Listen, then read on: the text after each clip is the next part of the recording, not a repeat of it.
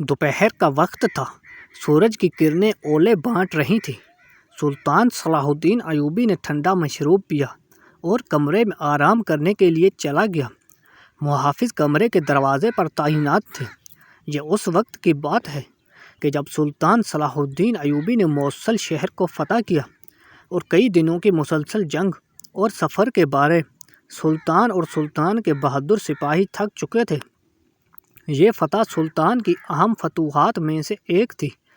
موصل شہر کی فتح سلطان کی منزل کی ایک اہم سیڑھی تھی۔ موصل عراق کے شمال میں ایک مشہور شہر ہے۔ یہ دریائے دجلہ پر آباد ہے اور زیادہ تر کرد لوگوں پر مشتمل ہے۔ یہ ترکی اور شام کے قریب ہے۔ صوبہ نینوا کا دارالحکومت ہے۔ اس کے قریب ہی پرانے نینوا کے کھنڈر ہیں۔ زنگی خاندان کا آغاز یہیں سے ہوا تھا۔ سلطان صلاح الدین ایوبی کمرے میں آرام فرما رہے تھے کہ علی بن سفیان نے آ کر دروازہ کھٹکھٹایا۔ چند لمحوں کے بعد سلطان صلاح الدین نے کہا، علی بن سفیان کمرے کے اندر آ جاؤ۔ علی بن سفیان کمرے کے اندر چلا گیا اور بادب لہجے میں کہنے لگا، سلطان معظم، آپ کو نیند سے اٹھا کر تکلیف دی، اس کے لیے معافی چاہتا ہوں، لیکن بات ہی کچھ ایسی تھی کہ آپ سے بات کرنا ضروری ہو گیا تھا۔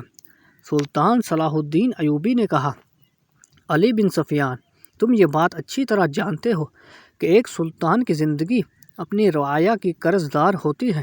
اگر سلطان کے سلطنت کے سلطان کاہل ہو جائیں تو سمجھو سلطنت آپ کی مہمان ہے جو تھوڑے وقت میں چلی جائے گی، اور میں نہیں چاہتا کہ بروز محشر میں اپنے اللہ کے سامنے جواب نہ دے سکوں۔ پھر علی بن سفیان سے سلطان صلاح الدین نے پوچھا، بتاؤ کیا بات ہے؟ علی بن سفیان نے سر جھکائے دھیمے لہجے میں کہا، سلطان معظم، ایک سپاہی نے آ کر خبر دی ہے کہ عدالت کے دروازے پر ایک بوڑھا بزرگ اور اس کے کانوں کے کچھ نوجوان نے 3 نوجوانوں کو پکڑا ہوا ہے، اور وہ بزرگ بار بار اس بات کا اصرار کر رہا ہے کہ سلطان سے ملے بغیر نہیں جاؤں گا۔ میں نے پیغام بھیجا کہ کل سلطان معظم عدالت میں تشریف لائیں گے اور تم اپنا مقدمہ لے کر آ جانا، لیکن وہ بار بار یہی اصرار کر رہا ہے کہ میں سلطان سے ملے بغیر نہیں جاؤں گا۔ یہ سن کر سلطان صلاح الدین ایوبی نے اپنی پگڑی اٹھائی اور سر پر رکھتے ہوئے کہا، میرے لیے ایک گھوڑا تیار کرو، تم بھی میرے ساتھ چلو۔ سلطان صلاح الدین نے نیام میں تلوار ڈالی، سر پر پگڑی پہنے سلطان صلاح الدین اپنے گھوڑے پر سوار ہوا اور علی بن سفیان کے ساتھ اپنی کھلی کچہری کی طرف چل پڑا۔ جب سلطان عدالت میں پہنچا تو لوگوں کا بہت زیادہ ہجوم تھا، کیونکہ اس بزرگ نے بہت زیادہ شور مچایا ہوا تھا اور اس کے شور کی وجہ سے ارد گرد کے لوگ وہاں اکٹھے ہو گئے تھے۔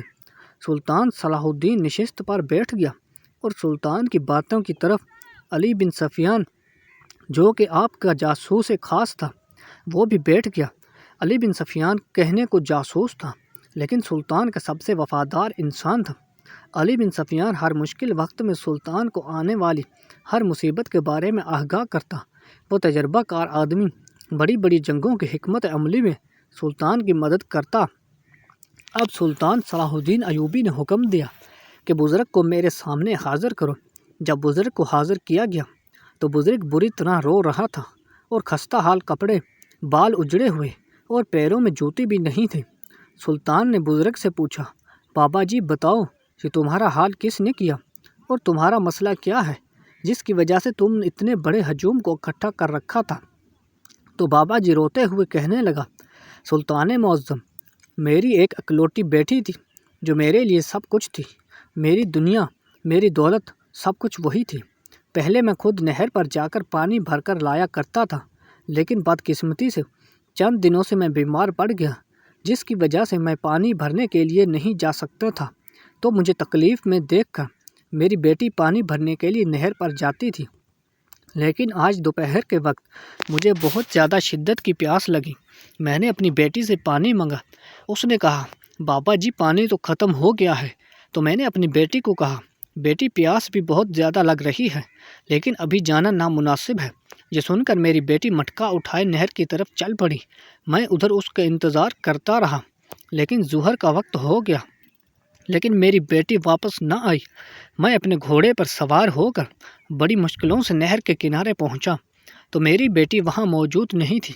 وہاں نہر کے کنارے اس کا مٹکا ٹوٹا ہوا تھا اور ان تینوں نوجوانوں کے ہاتھ میں میری بیٹی کا دوپٹہ تھا، اور مجھے شک نہیں بلکہ پورا یقین ہے کہ انہوں نے میری بیٹی کے ساتھ زیادتی کی، اور زیادتی کرنے کے بعد اس کو نہر میں دھکا دے دیا اور میری بیٹی ڈوب کر مر گئی، اور ابھی تک اس کی لاش کا کچھ بھی نہیں پتہ چلا۔ یہ سن کر سلطان صلاح الدین ایوبی ان تینوں نوجوانوں سے مخاطب ہوا اور کہا، بتاؤ کیا یہ بزرگ صحیح کہہ رہا ہے؟ تو ان تینوں نے کہا، سلطان معظم، ہم نے اس کی بیٹی کو قتل نہیں کیا، اس کی بیٹی پھسل کر نہر میں گر گئی۔ سلطان نے اپنے طریقے سے پوری طرح تفتیش کی، لیکن تینوں نے جرم کا اقرار کرنے سے انکار کر دیا۔ تھوڑی دیر دربار میں سناٹا چھا گیا۔ سلطان صلاح الدین ایوبی کسی سوچ میں مصروف ہو گیا۔ تمام درباری سلطان صلاح الدین ایوبی کی طرف نظریں جمائے بیٹھے تھے کہ سلطان حکمت عملی کیا ہوگی، لیکن سب لوگ جانتے تھے کہ سلطان صلاح الدین ایوبی قاتل کو پکڑنے کے لیے کوئی طریقہ نکالے گا، اور ایسا ہی ہوا۔ تھوڑی دیر سوچنے کے بعد سلطان صلاح الدین ایوبی نے بزرگ کو اپنے پاس بلایا، اور اس کے ساتھ تھوڑی دیر سرگوشی کرنے کے بعد سلطان نے ایک سپاہی کو حکم دیا اور کہا، جاؤ اور 3 مختلف حجم کے مٹکے لاؤ۔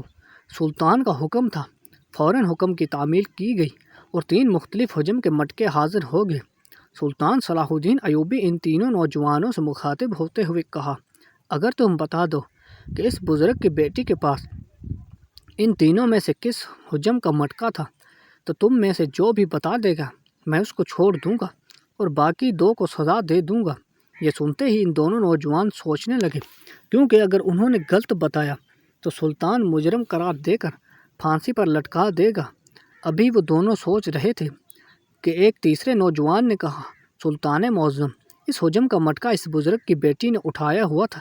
یہ سن کر سلطان صلاح الدین اپنی جگہ سے اٹھا اور تلوار اس نوجوان کی گردن پر رکھتے ہوئے کہا، بے وقوف انسان، تم ہی قاتل ہو اور تم ہی نے بزرگ کی بیٹی کو قتل کیا۔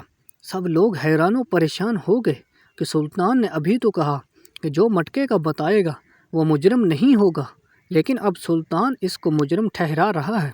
پھر سلطان نے کہا، اس کا مطلب صرف تم نے ہی اس بزرگ کی بیٹی کو مٹکا اٹھاتے ہوئے دیکھا تھا، لیکن تھوڑی دیر پہلے تو تم نے کہا تھا کہ ہم ادھر سے گزر رہے تھے کہ لڑکی نہر میں گرنے کی آواز آئی، لیکن تمہیں کیسے پتا کہ اس حجم کا مٹکا لڑکی نے اٹھایا ہوا تھا؟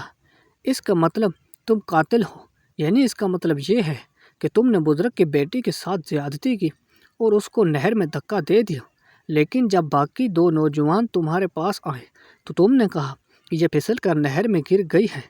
اس نوجوان نے کانپتے ہوئے کہا، سلطان معظم، آپ بالکل درست فرما رہے ہیں، ایسا بالکل ہی ہے۔ اس لیے ان دونوں نے اس مٹکے کو نہیں دیکھا تھا، کیونکہ اس سے پہلے وہ مٹکا ٹوٹ چکا تھا۔ نہر میں دھکا دیتے وقت اس کا دوپٹہ میرے ہاتھوں میں رہ گیا۔ ابھی یہ چند لمحے گزرے تھے کہ یہ دونوں دوست وہاں سے گزرنے لگے، تو ان دونوں کو میں نے چیختے ہوئے کہا کہ جلدی آؤ، ایک لڑکی کی نہر میں گر گئی ہے، اس کو بچاؤ۔ لیکن اس سے پہلے کہ وہاں پہنچتے وہ لڑکی نہر میں ڈوبتے ہوئے کہیں دور چلی گئی، اور میں اس لڑکی کو پانی سے نکالنے کا ناٹک کرتا رہا۔ ان دونوں کو میں نے یہی کہا کہ لڑکی پھسل کر نہر میں گر گئی، جس کی وجہ سے اس کا مٹکا بھی ٹوٹ گیا اور اس کا دوپٹہ بھی کنارے پر ہی گر گیا۔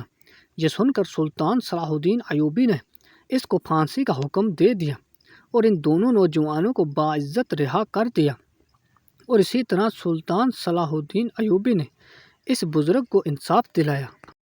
امید کرتا ہوں آپ کو ہماری یہ ویڈیو اچھی لگی ہوگی۔ چینل کو سبسکرائب کرنا مت بھولیے۔